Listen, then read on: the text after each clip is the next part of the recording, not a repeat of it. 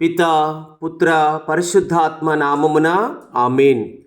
క్రీస్తునాథుని చేత మిక్కిలిగా ప్రేమింపబడిన దేవుని బిడ్డలారా, క్రీస్తు నామములో శుభములు. ఒక్కొక్క దివ్య సప్రసాదం ఒక్కొక్కలాగా జరుగుతుంది ప్రియులారా.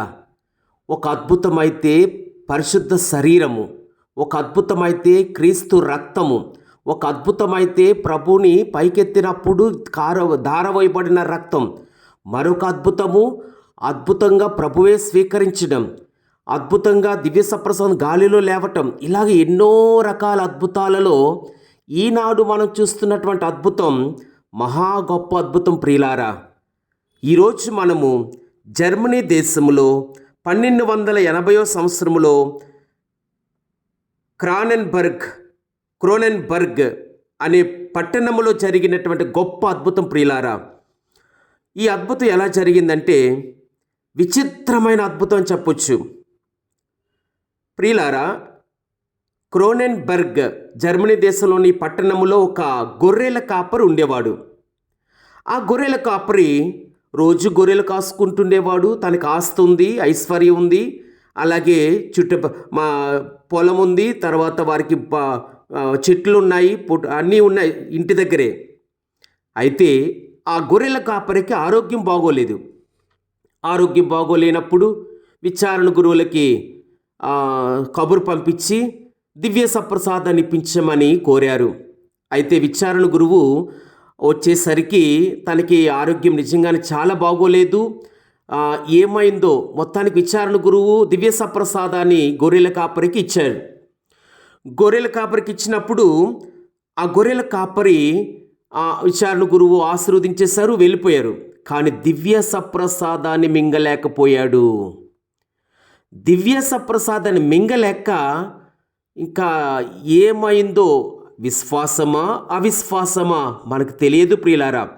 ఆ గొర్రెల కాపరి ఇంకా వాష్రూమ్ కని బయటికి వెళ్ళి తన నోట్లో ఉన్న దివ్య సప్రసాదాన్ని ఒక చెట్టు మీదకి ఇసిరేశాడు. తన ఇంటి దగ్గర ఉన్నటువంటి చెట్టు తన సొంతమైన చెట్టు.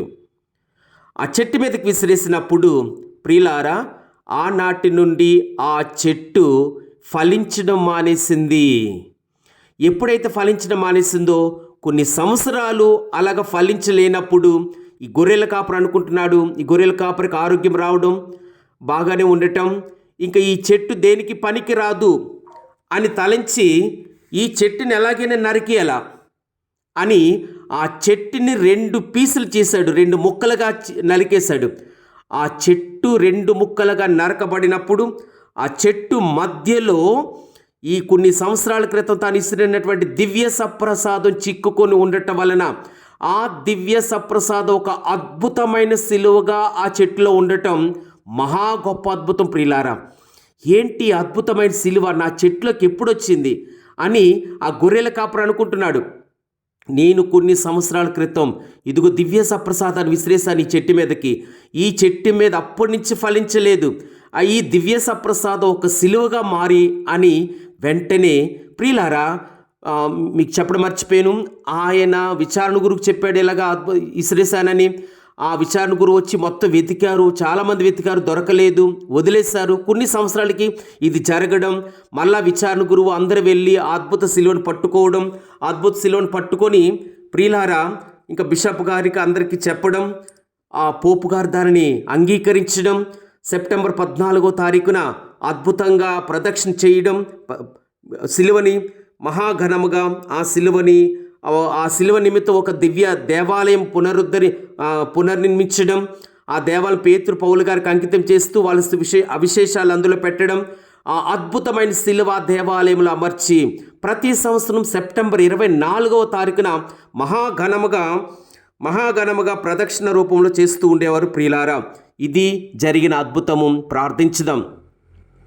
ఓ దివ్య సప్రసాద ప్రభువా, మీరు మాకివ్వబడిన మహా గొప్ప అద్భుతము కనుక ఓ దివ్య సప్రసాద ప్రభువా, నీ కృపలో మమ్మల్ని అందరిని దీవించండి.